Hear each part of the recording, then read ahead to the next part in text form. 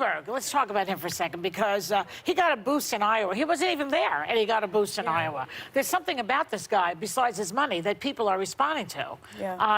Does that make you angry that he wasn't there, and he doesn't go to any of the debates, and he just throws his money in and has these the incredible ads that he's throwing? Or does it make you envious, or what? If you want to be president, I'm not envious. There's no other candidate I would trade places with right now.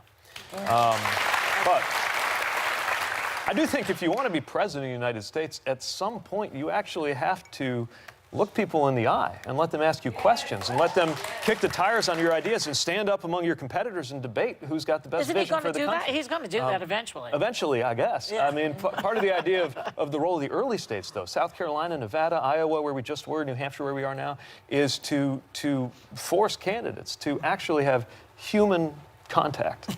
And that's so important precisely so that you can't just purchase the presidency by throwing money onto the airwaves. But I know this. I mean, as somebody who, according to Forbes magazine, I'm the least wealthy person running for president. I was certainly among the least well-known a year ago. Well, you're the youngest, so, you know. And the youngest, and have come to this point.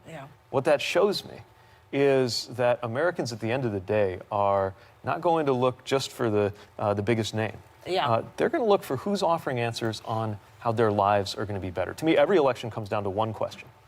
How's my life going to be different if you're president instead of you? I think we have the best answers on those questions, and we will continue to campaign on them. Okay. Well, now,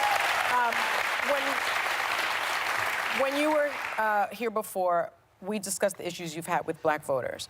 And I don't hold a lot of stock in the Iowa results because I don't think Iowa is representative of the Democratic Party and the country at all. It has 4% black population. And you know that for the past 30 years, the Democratic nominee has not been able to win without the black vote.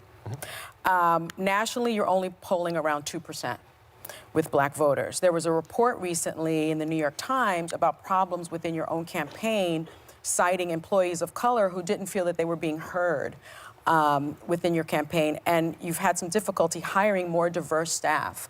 What are you doing to address those issues within your campaign, and how do you get that black vote?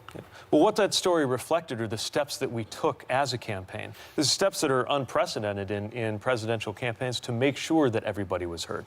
And I'm proud of having built a campaign that's over 40% people of color, including in leadership and key positions. And it makes us a better campaign. You did have retreats, that's what's true. That? You had some retreats. Events, conversations, structures, and continuing to make sure that we get that right internally. But externally, I also understand why black voters are skeptical. Look, black voters, I'm thinking in particular about black women who have been the backbone of the Democratic Party in so many places. But not only in order to win. Someone said he's got us. Not just in order to win, in order to deserve to win.